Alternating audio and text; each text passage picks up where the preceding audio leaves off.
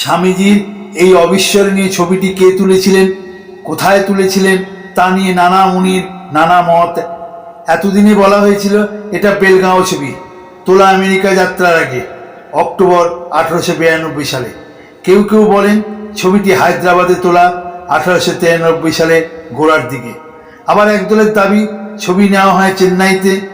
নতুন মত 1891 সালে এপ্রিলে গোড়ায় জয়পুরে তোলা। রাজপুতনা ভ্রমণকালে স্বামীজিকে জিজ্ঞাসা করা হয়েছিল, মহারাজ আপনি কেন গেরুয়া পরেন? স্বামীজির উত্তর, কারণ এটাই ভিখারির বেশ। সাদা কাপড়ে ঘুরলে লোকে আমার কাছে ভিক্ষে চাইবে, আমি নিজেই ভিখিরি। বেশিরভাগ সময় আমার নিজের কাছে একটা পয়সা থাকে না, অথচ কেউ ভিক্ষা চাইলে না দিতে পারলে আমার বেজায় কষ্ট হয়। আমার এই গেরুয়া কাপড় দেখলে ওরা বুঝতে পারে আমিও ভিখিরি। কেউ ভিখিরির কাছে ভিক্ষা চায় না।